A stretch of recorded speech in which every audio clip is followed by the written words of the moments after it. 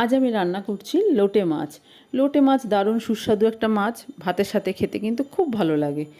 মাছটা দু টুকরো করে কেটে ধুয়ে পরিষ্কার করে নিয়ে এই মাছের মধ্যে দিয়ে দিলাম লম্বা করে কেটে রাখা আলু, একটা স্লাইস পেঁয়াজ আর বেশ কিছুটা রসুন কুচি। রসুনটা একটু বেশি পরিমাণে দিলে খেতে ভালো লাগে।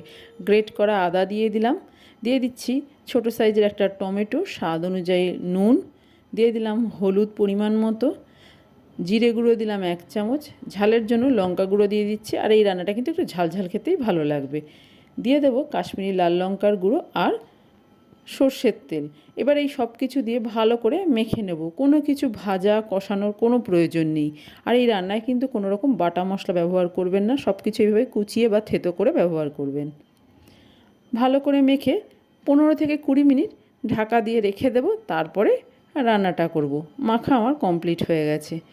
প্রায় 20 মিনিট পর রান্নাটা শুরু করছি। গ্যাসে প্যান বসিয়ে গরম করে দিয়ে দিলাম সর্ষের তেল। খুব বেশি তেল দিলাম না, যেহেতু মাছে তেল মাখানো আছে।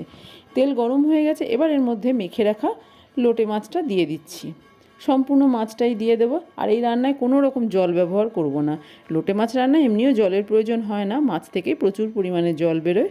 গ্যাসের ফ্লেমটা এই সময় আমি হাইতে রেখেছি। হাইতে রেখে ভালো করে একটু নেড়ে চেড়ে দিচ্ছি। এবার ঢাকা দিয়ে দেবো। মিনিট 2 ঢাকা দিয়ে রেখেছিলাম। এবার ঢাকনাটা খুলে দেখে নিচ্ছি, দেখুন মাছ থেকে জল বেরোতে শুরু করেছে। একটু নেড়ে চেড়ে দেবো। আপনারা যদি মাছের কাঁটা ছাড়াতে চান তাহলে কিন্তু এই সময় একটু মাছগুলো নাড়াচাড়া করলেই দেখবেন কাঁটাটা বেরিয়ে আসবে। তবে আমি কাঁটা বার করব না, আমি কাঁটা শুদ্ধই রান্না করে নিচ্ছি। ভালো করে নেড়ে চেড়ে নেব।